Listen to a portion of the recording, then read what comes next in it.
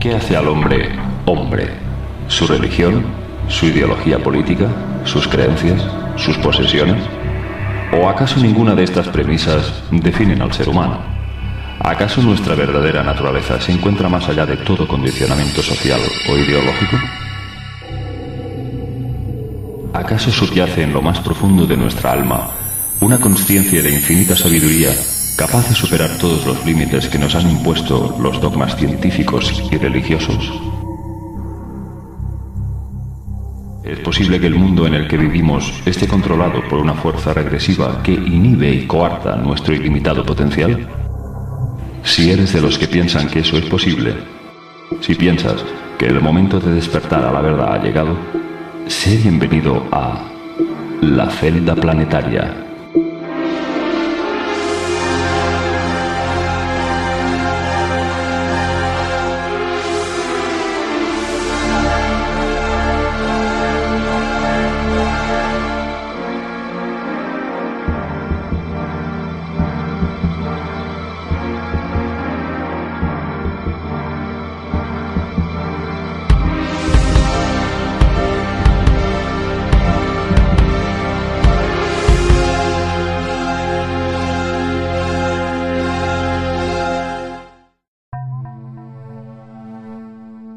Muy lejana es aquella época en la que el hombre se hallaba en comunión con la tierra, en plena simbiosis con sus siglos, fusionado en sus esencias. La desnudez del hombre y sus pies descalzos pisando las llanuras de la noche de los tiempos fueron un símbolo del contacto con la madre tierra. Con la evolución de la modernidad, la desnudez fue tomada como un síntoma de primitivismo y vestirse el primer intento para romper ese contacto ancestral. Después dejamos de vivir en cuevas para construir casas, luego pueblos, después ciudades. Los animales dejaron de ser el medio de transporte, creamos tecnología para viajar. Luego dejamos el campo y la caza, nació el comercio. Poco a poco la tierra se divide en propiedades y regiones que pertenecen a diferentes naciones. La tierra ya no es libre de ser habitable. El hombre crece en medios, pero es despojado de sus derechos y una mano invisible devora su dignidad. Es la mano de quien gobierna el mundo, quien dirige y controla su vida en la sombra. Y el hombre lo permite. Tiene miedo. Le han hecho creer que la realidad externa es una amenaza, que el entorno es hostil y necesita sentirse amparado en leyes estúpidas que le alejarán del verdadero sentido de la justicia. Creerá que el gobierno cuida de él y se preocupa como un buen padre de sus hijos. Pedirá un sistema económico que le hará dependiente de cada vez más necesidades. Pedirá un sistema educativo basado en la competitividad y el materialismo, convirtiendo a sus hijos en futuros ególatras, de puertas para afuera, máquinas de hacer dinero, de puertas hacia adentro, unos fracasados emocionales. El hombre ha vendido su libertad a cambio de ser un esclavo cobijado y protegido por un sistema que le dice cómo vivir, cómo pensar y cómo ser. Pero aún podemos sentir en nuestro corazón el eco de una voz que nos dice que algo en este mundo no funciona como debería. Poco a poco empezamos a encajar algunas piezas. Primero son pequeñas casualidades, coincidencias, pero cuando profundizamos en lo que subyace tras los mitos, la historia y las religiones, nos encontramos con unos misteriosos dioses que parecen haber fundado los cimientos de todas las civilizaciones antiguas. Estos dioses serpiente bajados de las estrellas eran conocidos en todas las regiones del planeta. En Sumeria eran conocidos como los Anunnaki, en África como los Chitauri, en Centroamérica los indios Hopi veneraban a los Bhakti, en la India a los Nagas, en Mesoamérica al dios serpiente Quetzalcóatl, en Japón a los dioses dragón. Estos mismos dioses crearon las religiones con un único fin: controlar a las masas, dividirlas, distrayendo su atención con guerras y enfrentamientos entre pueblos y culturas para impedir que el hombre percibiera la manipulación a la que estaba siendo sometido. Detrás de la élite se esconde una genética acusadamente o vinculada a los antiguos Elohim, una genética que han mantenido los reyes a lo largo de la historia desde la antigua Sumeria. Nos podemos remontar a Surbanipal, por ejemplo, hace unos 2600 años, tal vez más, cuando unifica el antiguo reino de Sumer. Nos podemos remontar a los faraones más lejanos del imperio, cuando mantienen esa genética, los vínculos de sangre. Y es un gen predominante. Posiblemente ese gen predominante, aparte y unido a una serie de conocimientos que mantienen en el más absoluto secreto, les permite un poder hacia nosotros bastante importante. Son, como definirían los antiguos griegos, los semidioses. Están a caballo entre los hombres y los dioses. Y es ese gen reptil que tienen el que les permite realizar una serie de prodigios, y es una palabra que no es la correcta, esa serie de cuestiones que les permiten hacerlas a unos niveles sorprendentes: seducir a las masas, cumplir objetivos, con cosas absolutamente ridículas, convencer a todo el mundo de que apunte hacia una dirección. Tienen la capacidad de seducirnos, porque tienen esa iluminación que es acusada. Unido a ese conocimiento que es ancestral, pues así estamos desde hace, ¿cuánto? 5.000 años aproximadamente. La primera ciudad en Catalcuyuk, 10.000 años de antigüedad. Incluso hay algunas que se han encontrado anteriores. La antigüedad del Homo sapiens es de 200.000 años. Estamos hablando desde entonces, ritos reptilianos desde hace 70.000, los primeros en la antigua África se han encontrado. Ahí están desde siempre. Para controlarnos, crearon un sistema para manipular nuestras percepciones, logrando así deformar el verdadero sentido de la existencia, alejándonos de nuestra conexión con la Madre Tierra y del ancestral conocimiento que profesaban los antiguos chamanes o guardianes de la Tierra. ¿Qué nos sucede a los urbanitas, a los que vivimos habitualmente en las ciudades? Bueno, pues que las ciudades están diseñadas para ser cómodas, para ser fáciles, para que no tropecemos, para que no haya lo que nosotros hemos llamado suciedad, polvo, etc. Con lo cual, bien, todo está pavimentado, todo, absolutamente todo está pavimentado, y no simplemente todo está pavimentado, sino que para ahorrar espacio hemos empezado a construir distanciándonos de la superficie. Por otro lado, ya desde hace pues cientos y miles de años, vamos con calzado últimamente muy aislante, plásticos, etcétera, con lo cual te encuentras que nuestra conexión, ¿vale? El polo de conexión que tendría que estar perfectamente conectado a la Tierra en las ciudades, imposible. Hay gente que, bueno, no ha pisado la Tierra directamente en años. Bueno, de la misma manera que un fluorescente con un solo polo conectado no funciona bien, bueno, de hecho no da luz, pues a nosotros nos sucede lo mismo. Simplemente conectados hacia arriba, hacia esta espiritualidad de bien, yo me voy con los ángeles, etcétera, pues tampoco damos luz. Necesitamos estar también conectados con la Madre. En realidad, el ser humano cohabita entre dos mundos.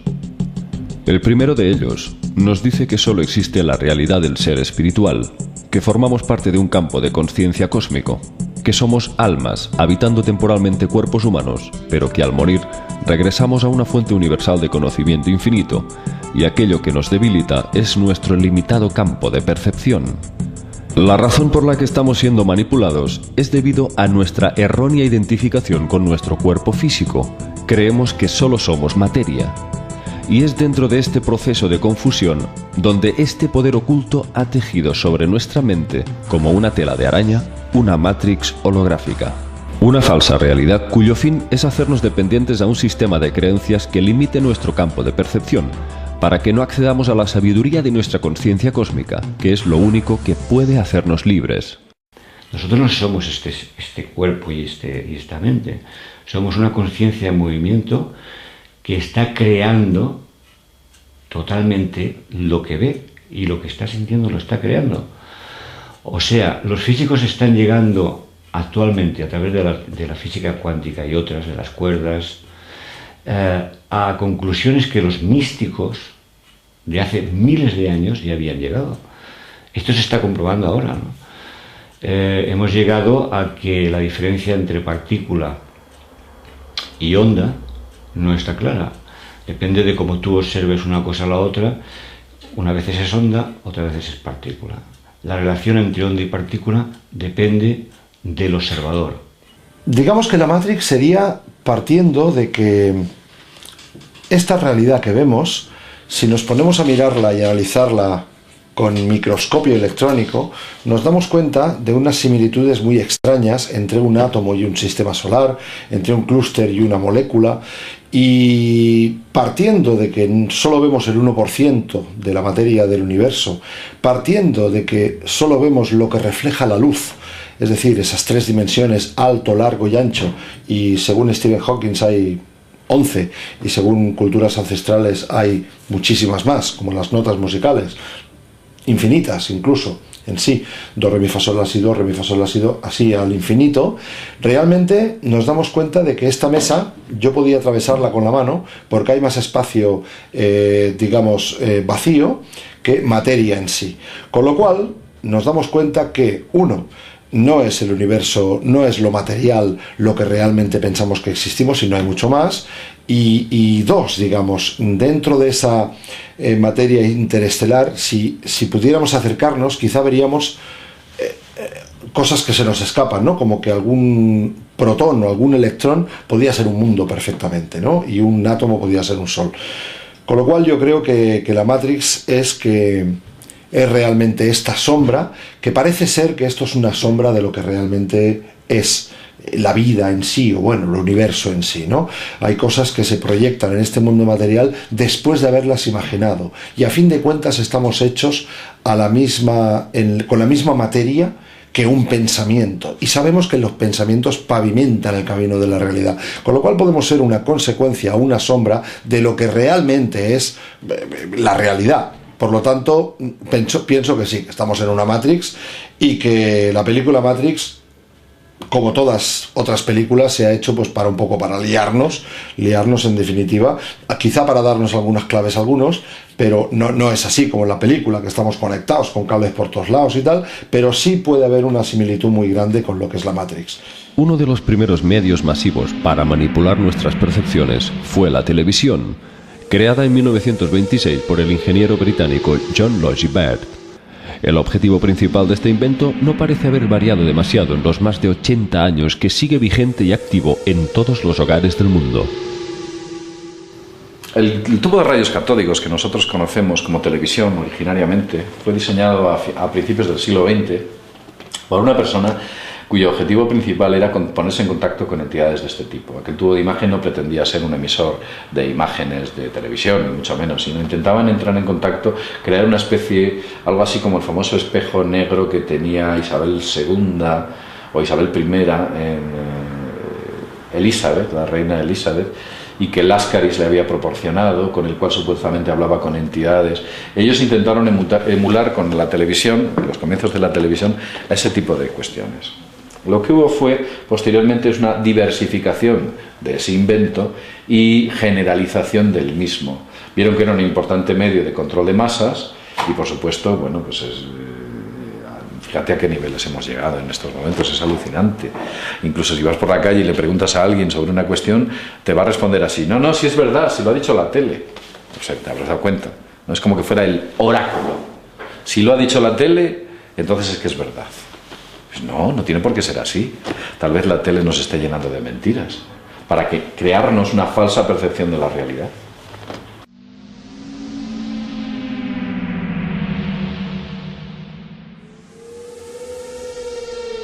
Bueno, efectivamente, la televisión original e incluso la frecuencia eléctrica es de 50 a 60 Hz aproximadamente. Esas frecuencias, que son bajas frecuencias, pues no nos hacen demasiado bien. No nos hacen demasiado. Incluso un exceso de televisión nos puede crear paranoias, como así es.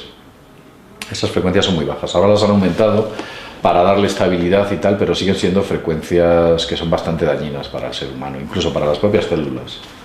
Y la psique se ve muy afectada por un exceso de televisión. Y además esta gente ya sabe mucho, sabe cómo manejar los colores, los sonidos, las frecuencias. Bueno. Si estamos en un mundo dual donde la dualidad es lo que rige, y la dualidad es pues en todo, ¿no? El bien, el mal, el blanco, el negro, pues podemos decir de que sí, claro, hay grupos que trabajan para el lado dual oscuro, por decirlo de alguna manera, y este lado dual oscuro es el que está en contra de la evolución del lado blanco, ¿no?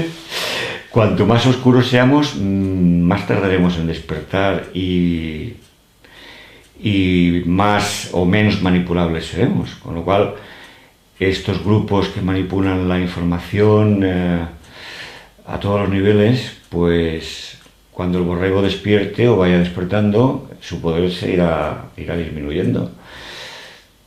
Y esto es lo que hay. Que los microchips lo utilizan, por supuesto. Además utilizan las profecías en su beneficio también, ¿no? El 666, su número de hombre. Entonces el que no tenga el número de hombre, bueno, tú empiezas a investigar y te das cuenta que eso puede ser perfectamente un código de barras metido en un microchip, y entonces tú no podrás ni ir al supermercado a buscar una botella de leche si no tienes ese código de barras. Está en nosotros impedirlo, pero solo a nivel de un cambio conciencial. Pero ¿cómo hemos llegado a este punto? ¿Por qué ha permitido el ser humano ceder a los intereses de unos pocos y ser gobernado como un esclavo? ¿Hasta qué punto somos responsables de esta esclavitud? Si hemos sido víctimas de un engaño, ¿hasta qué punto conocía el hombre las reglas del juego que dictaban los dioses de antaño? No es exactamente que lo hayamos cedido en el sentido consciente de la palabra, sino que a lo largo de la historia una serie de personas con toda la información a priori y desde el principio han ido imponiendo unas pautas de ingeniería social muy claras. Es como cuando empiezas una partida a un juego con el que tu amigo no ha jugado. Le cuentas un poco, mira, tienes que mover las blancas así, las negras así, y luego tiras 3 dados y tal, y empiezas a jugar. Seguro que la primera partida la pierde, y la segunda y la tercera, porque a media partida dices, ¡ay! Me había olvidado de decirte que cuando hay 3 fichas rojas en una casilla azul, claro, porque tú tienes toda la información a priori y las otras personas no tienen ninguna información, ganas siempre. Entonces, bueno, si nosotros nos fiamos de la historia que conocemos, que es un poco anterior al advenimiento de la civilización egipcia, y pensamos en esos pueblos, pues, bueno, todavía muy anclados en el misticismo, el culto a los dioses, las fuerzas naturales vistas como dioses, etcétera, etcétera. Bueno, si a esta gente, por hablar de un tópico muy clásico, se les aparece un ovni, aparecen 3 seres dorados que flotan y les dicen, a partir de ahora cultivaréis trigo. Pues oye, y lo vais a hacer así, si no os exterminaré. Pero bueno, esta gente no se van a plantear nada más, sino que dejarían de hacer cualquier cosa que estuvieran haciendo para seguir el dictado de su Dios. ¿Vale? Su Dios está jugando esta partida en la que él tiene toda la información, una información que le da su tecnología, su posicionamiento, su nave, su experiencia, etcétera, el conocimiento de la ingeniería social, y esa pobre gente pues lo único que hacen es decir, vale, pues vamos a jugar con las reglas que nos han dado. Entonces no creo que sea una cuestión de ceder el control, sino que es una cuestión de que gente que lo tenía todo, ¿de acuerdo?, nos ha ido engañando. Llegados a este punto, uno se pregunta, ¿cuál es la clave para salir de Matrix? ¿Dónde está la luz al final del túnel para acceder a la libertad del ser y no ser alcanzado por esta manipulación de nuestra psique? ¿Es posible salir de Matrix? De la Matrix se puede salir. He tenido conversaciones con gente que ha salido de la Matrix, sobre todo en estados alterados de conciencia, que se obtienen con técnicas. Algunos utilizan la ayahuasca, el peyote, otros utilizan técnicas de yoga como por ejemplo el anapanasati, otros utilizan técnicas, pero tienes que hacer una frecuencia, un cambio de frecuencia de tu yo. Se puede hacer de esas diversas maneras, y cuando entras en ese cambio de frecuencia accedes a lo que realmente hay. La gente que ha ido fuera de la Matrix, he tenido ocasión de cambiar puntos de vista con ellos, me han contado que los colores son más vívidos, los olores más intensos, las sensaciones muy profundas, percibes a la gente sin hablar, o sea, es como una especie de una realidad mucho más intensa. Ellos dicen que la auténtica realidad es el otro lado. Esto que vemos es una especie de sueño, de nube, pero bueno, esto es inmemorial. El libro de los muertos tibetano ya hablaba de ello con los bardos. Esto es inmemorial. Acceder fuera de la Matrix se puede conseguir, pero vivimos en una sociedad en la cual el ser humano no solo quiere salir de la Matrix, sino que la defiende hasta la muerte. Y ese es el problema. La gente defiende la Matrix, lucha por ella, incluso mataría como ha matado por la Matrix. Quieren estar aquí, se sienten bien, se sienten a gusto, quieren vivir en este sueño, cuando esto es efímero, totalmente, a todos los niveles. Bueno, es que para mí la Matrix, o lo que llamamos la Matrix, es un programa que es lo que forma esta realidad. Y para mí liberarme de un juego al que he querido aceptar jugar es un poco absurdo. Es como querer jugar al Monopoly y luego estar pensando todo el tiempo en cómo liberarte de ese juego. Pues te levantas de la mesa y te vas.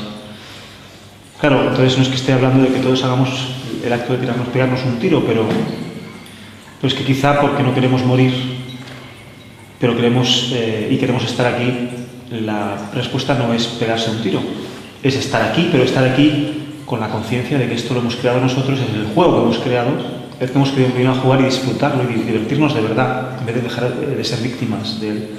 Yo creo que todo lo que podamos imaginar existe, y el ser humano tiene la posibilidad de integrarlo a esta matriz, a este programa.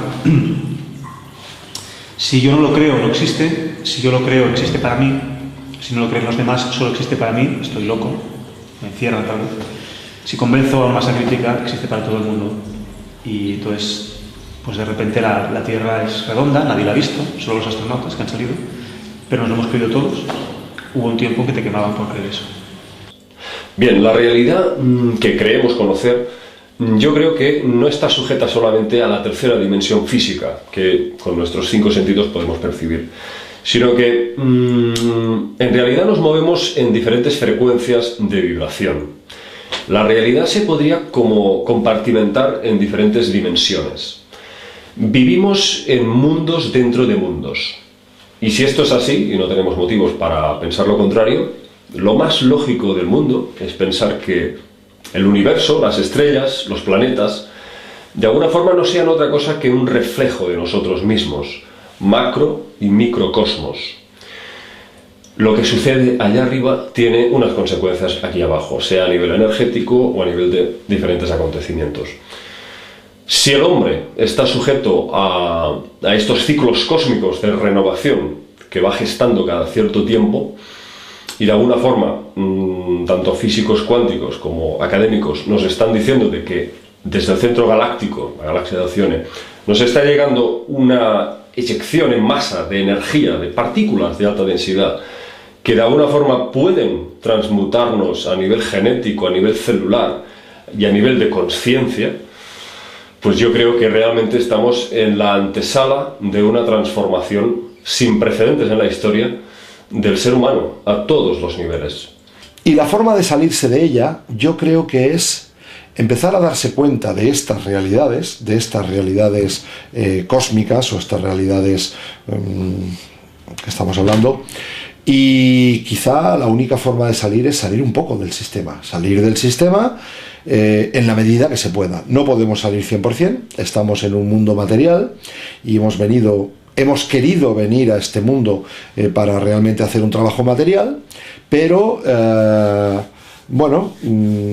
salir del sistema, como muchos lo han intentado y algunos lo estamos intentando en parte, en lo que no sea meramente imprescindible, pues bueno, pienso que es una buena forma. Yo creo que primero es informándose y después tratando de salir de este sistema. Como decía, creo que era Krishnamurti, no es sano estar bien adaptado a una sociedad profundamente enferma. Si nosotros creamos la realidad a cada instante, entonces la clave para salir de Matrix no puede hallarse más allá de nuestros actos, nuestras emociones y nuestros pensamientos. Todo el mundo habla de despertar de conciencia y yo digo constantemente en mis conferencias, la palabra conciencia viene de una palabra latina, conscientia, que significa más o menos así, algo así como la reunión del saber, de la sabiduría, de las ciencias, del conocimiento. Si esa palabra, tú vas más atrás en la etimología, te das cuenta que esa palabra es una traducción de una palabra griega, sineidesis. Sineidesis significa con capacidad de imaginar, es decir, conciencia es igual a capacidad de imaginar. Así que cuando hablamos del despertar de la conciencia, estamos hablando del despertar de la capacidad de imaginar, del empezar a usar la imaginación para escoger lo que queremos vivir. Es ir a mi taller a pintar la pintura que yo quiero experimentar, no encontrármela cada día sin saber qué hace ahí, sin recordar que la pinté yo. El despertar de conciencia para mí es el reapropiarse del poder de usar nuestra capacidad de imaginar para escoger una realidad propia y generarla desde nosotros, conscientemente, desde nuestro poder de escoger libremente y jugarlo desde el principio hasta el final. Así que lo que está pasando hoy en día es que la gente cada vez más se está dando cuenta al despertar que ellos tienen el poder de crear su realidad y empiezan a usarlo. Una vez más, por eso estoy emperrado siempre en hablar de que todos somos artistas, porque estamos creando esta realidad desde el inconsciente. Y hacerse consciente es usar la capacidad de imaginar libremente. Esa es mi forma de pensar. Y es el camino realmente, el camino que estamos abrazando ahora. Detrás de las grandes crisis están las grandes oportunidades, los grandes retos de cambio, y creo que nos encontramos en un proceso, desde luego, importantísimo para hacer un salto evolutivo sin precedentes en la historia. Sumándole a todo esto el deseo que casi toda la masa de seres humanos en el mundo actualmente tenemos para hacer este salto cognitivo, este cambio de conciencia, yo creo que no es una cuestión de ser optimista, sino de pura lógica. Yo creo que realmente lo vamos a conseguir, vamos a salir de, digamos, esta matrix holográfica de manipulación de nuestras percepciones, y creo que la gente se va a dar cuenta de que todas estas limitaciones que nos han impuesto no forman parte de la verdadera naturaleza del ser humano. El ser humano no es una criatura limitada. Nos han intentado hacer creer que no somos nada. El ser humano es una criatura con un potencial ilimitado. Y es momento ya de que empecemos a tomar conciencia de nuestra propia grandeza, de nuestras grandes posibilidades. Y no caer más en este engaño, en este embuste de hacernos creer que no somos nada más que criaturas biológicas sujetas a instintos destructivos. Somos algo más que todo esto, y sobre todo hay algo que está más allá de la mente humana, que es el alma. Claro, cuando hablamos de alma parece que estamos hablando de algo muy complicado, algo que está muy lejano a nuestra capacidad de comprensión. Sin embargo, hay una cita muy interesante que dice: el alma está más cerca de ti mismo que tu propia piel. De alguna forma, el alma no es algo que esté ubicado en un punto concreto de nuestro cuerpo, sino en todos. Según antiguos textos tibetanos, el ser humano posee más de 350.000 chakras secundarios, o también conocidos como nadis, y que de alguna forma estos chakras se hayan distribuidos en una fina red de canales a lo largo de nuestros 7 chakras principales. El primero de ellos, el chakra sacro, recorriendo todo el cuerpo hasta la coronilla, el último chakra en el extremo de nuestro cráneo.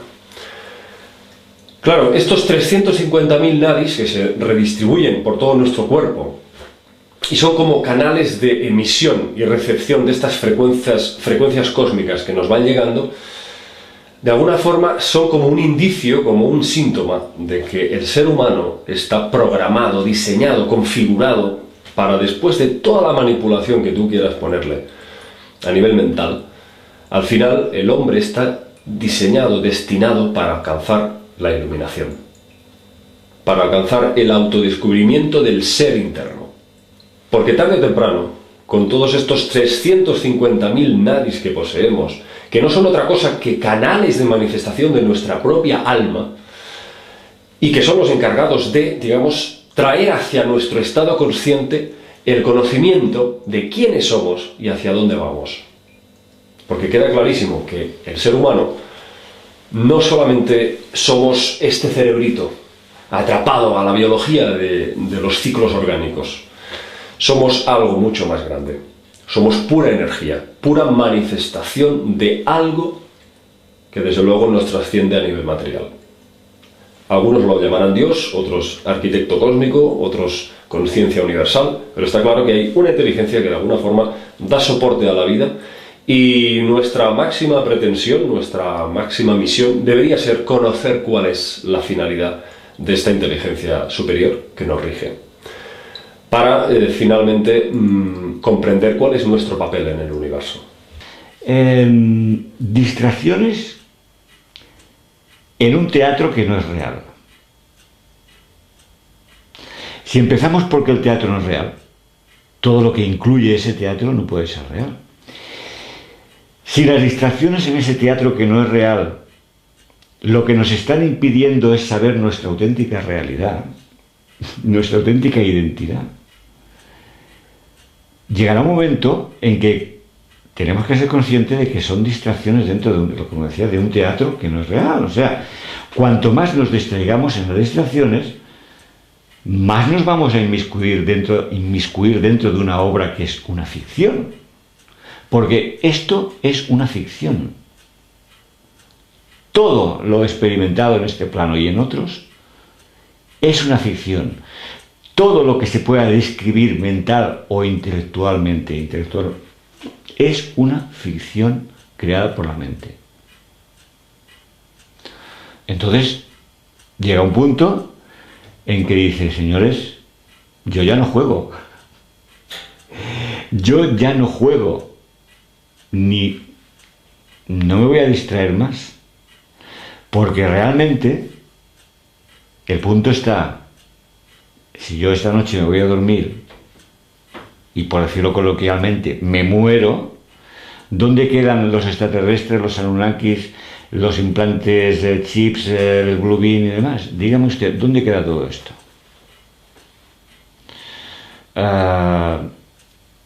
Este sería el punto para mí. El punto sería básicamente este, ¿no? Y investigar qué es lo que soy realmente y qué es lo que estoy haciendo y experimentando aquí, y cómo lo estoy experimentando, y sobre todo quién o qué es el experimentador.